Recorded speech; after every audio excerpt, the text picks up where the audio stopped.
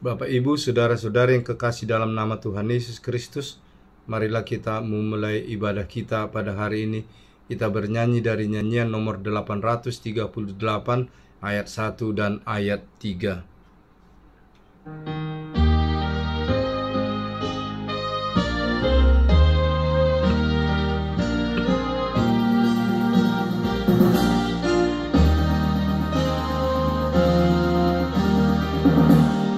Jangan bertanya padaku, mengapa kau bersedih?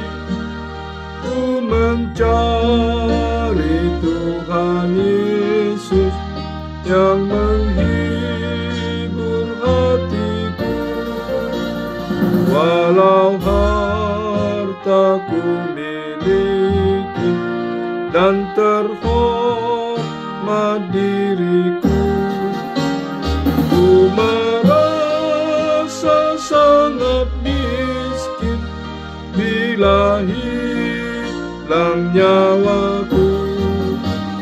Ku merasa sangat miskin bila hilang nyawaku. Surga itu tujuanku, rumah Bapa yang bakal. Ku terus melangkah maju, nanti semua tinggallah. Dengan para malaikatnya ku bernyanyi bergema, dengan umat yang percaya dalam surga yang bakal. Dengan umat yang percaya dalam surga yang bakal.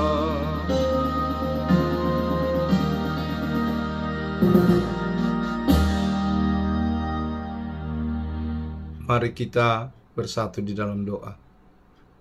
Kasih karunia dan damai sejahtera yang dari Allah Bapa dan anaknya Tuhan Yesus Kristus menyertai kamu.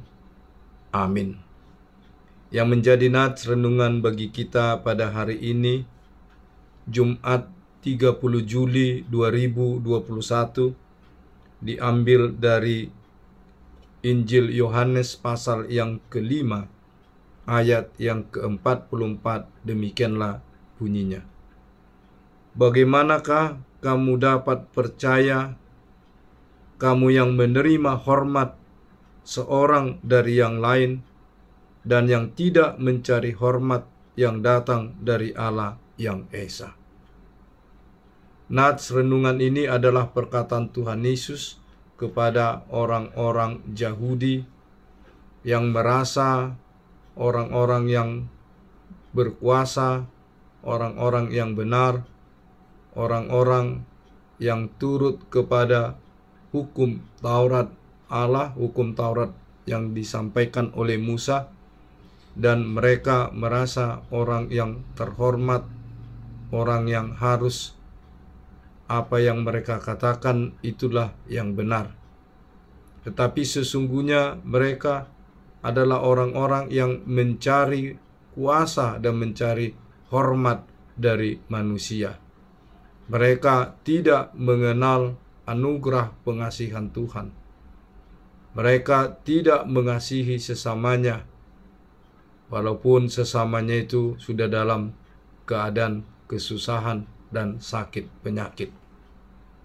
Nats renungan kita ini adalah berawal dari seseorang yang telah mengalami sakit penyakit selama 38 tahun lamanya. Ketika Tuhan Yesus berjumpa dengan dia di kolam Bethesda, terjadilah percakapan atau dialog antara Tuhan Yesus dengan orang yang sakit itu. Itu kita bisa membaca sebelum nats renungan kita pada hari ini yaitu dalam Yohanes pasal 5 ayat 5 dan selanjutnya dikatakan demikian. Di situ ada seorang yang sudah 38 tahun lamanya sakit. Ketika Yesus melihat orang itu berbaring di situ, dan karena ia tahu bahwa ia telah lama dalam keadaan itu, berkatalah ia kepadanya, "Maukah engkau sembuh?" Jawab orang sakit itu kepadanya, "Tuhan, tidak ada orang yang menurunkan aku dalam kolam itu apabila airnya mulai goncang. Dan sementara aku menuju kolam itu, orang lain sudah turun mendahului aku." Kata Yesus kepadanya, "Bangunlah, angkatlah tilammu, dan berjalanlah." Dan pada saat itu juga sembuhlah orang itu, lalu ia mengangkat tilamnya dan berjalan. Tetapi hari itu hari Sabat. Karena itu orang-orang Yahudi berkata kepada orang yang baru sembuh itu, "Hari ini hari Sabat, dan tidak boleh engkau memikul tilammu." Akan tetapi ia menjawab mereka, "Orang yang telah menyembuhkan aku, dia yang mengatakan kepadaku, angkatlah tilammu dan berjalanlah." Mereka bertanya kepadanya, "Siapakah orang itu yang berkata kepadamu, angkatlah tilammu dan berjalanlah?" Tetapi orang yang baru sembuh itu tidak tahu siapa orang itu, sebab Yesus telah menghilang ke tengah-tengah orang banyak di tempat itu. Kemudian Yesus bertemu dengan dia dalam bait Allah, lalu berkata kepadanya, "Engkau telah sembuh. Jangan berbuat dosa lagi, supaya padamu jangan terjadi yang lebih buruk." Orang itu keluar lalu menceritakan kepada orang-orang Yahudi bahwa Yesuslah yang telah menyembuhkan dia. Dan karena itu orang-orang Yahudi berusaha menganiaya Yesus karena ia melakukan hal-hal itu pada hari Sabat. Tetapi ia berkata kepada mereka, "Bapakku bekerja sampai sekarang, maka aku pun bekerja juga." Sebab itu orang-orang Yahudi lebih berusaha lagi untuk membunuhnya, bukan saja karena ia meniadakan hari Sabat, tetapi juga karena ia mengatakan bahwa Allah adalah Bapanya sendiri, dan demikian menyamakan dirinya dengan Allah. Bapak, Ibu, saudara-saudara yang kekasih dalam nama Tuhan Yesus Kristus, inilah kenyataan yang ada dalam nats renungan kita ini.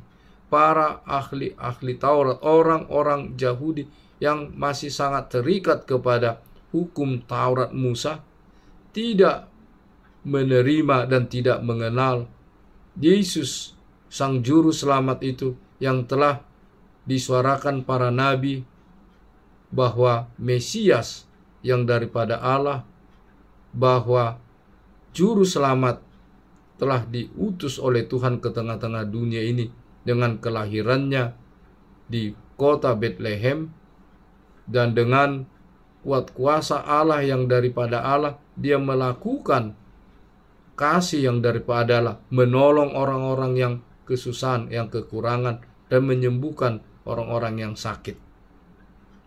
Itulah sebabnya Tuhan Yesus menyatakan kepada orang-orang ahli-ahli Taurat dan orang-orang Yahudi.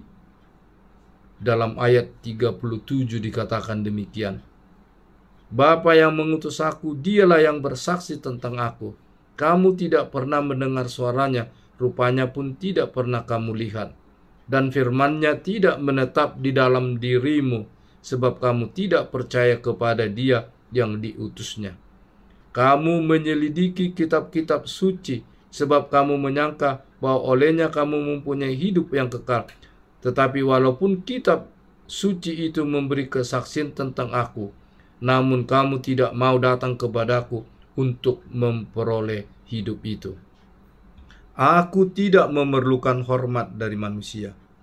Tetapi tentang kamu memang aku tahu bahwa di dalam hatimu kamu tidak mempunyai kasih akan Allah. Aku datang dalam nama Bapakku dan kamu tidak menerimaku. Jikalau orang lain datang atas namanya sendiri, kamu akan menerima dia." Dan itulah dalam nats renungan kita hari ini dikatakan Tuhan Yesus kepada mereka, "Bagaimanakah kamu dapat percaya kamu yang menerima hormat seorang dari yang lain dan yang tidak mencari hormat yang datang dari Allah yang Esa. Nats renungan ini hendak mengajarkan, membimbing kita supaya kita senantiasa beriman hanya kepada Tuhan Yesus, karena Tuhan Yesuslah Sang Juru Selamat, Mesias yang telah disuarakan para nabi, yang telah dijanjikan oleh Tuhan datang ke tengah-tengah dunia ini membawa keselamatan dan kehidupan. Demikian juga kita di dalam menghadapi tantangan-tantangan kehidupan kita pada masa kini, terutama menghadapi pandemi ini, menghadapi pergumulan-pergumulan, kita senantiasa percaya kepada Tuhan Yesus, Sang Juru Selamat, Anak Allah yang kudus, yang telah datang ke tengah-tengah dunia ini, memberikan tubuh, darah, dan nyawanya untuk menebus kita umat manusia agar memperoleh kehidupan yang kekal. Janganlah kita mencari kehormatan diri kita, kepentingan diri kita, tapi marilah kita, sebagaimana Tuhan Yesus mengatakan, hidup di dalam saling mengasihi. Mari kita saling menopang, saling mendoakan, saling membantu sesuai dengan kemampuan kita masing-masing, sebagaimana nats renungan yang telah kita dengar beberapa hari yang lalu hingga saat ini. Kiranya firman ini menguatkan kita, memampukan kita senantiasa beriman, percaya kepada Tuhan Yesus, Anak Allah yang tunggal, yang kudus. Amin. Kita berdoa. Tuhan Allah Bapa yang Maha Pengasih dan Maha Penyayang, pimpin dan ajarlah kami senantiasa melalui kuat kuasa Roh-Mu yang kudus, agar kami senantiasa percaya bahwa Yesus Kristus, Sang Juru Selamat yang telah datang ke dunia ini, dapat memberikan kesembuhan bagi kami, sebab Dialah Tabib Agung. Dialah Tuhan kami, yang rela mati di kayu salib untuk menebus umat manusia agar memperoleh keselamatan. Kami menyerahkan seluruh aktivitas kehidupan jemaat-Mu dimanapun berada dan majelis-Mu, terutama orang-orang yang terpapar sakit penyakit, terutama COVID-19. Kuatkan mereka, mampukan mereka senantiasa berserah diri kepadamu dan meminta anugerah pengasihan-Mu. Kami juga menyerahkan bangsa dan negara kami di tengah-tengah pandemi ini. Mampukan mereka Tuhan, memberikan kekuatan kepada rakyat dan memberikan pertolongan di tengah-tengah berbagai pergumulan. Tuhan, kasihanilah kami, ampunilah kami ya Tuhan dari dosa dan kesalahan kami, agar kami senantiasa menerima anugerah pengasihan-Mu dan hidup bersama Engkau di dalam kehidupan yang kekal. Terimalah Tuhan doa kami ini di dalam pengasihan-Mu, dalam Kristus Yesus Tuhan dan Juru Selamat kami. Amin.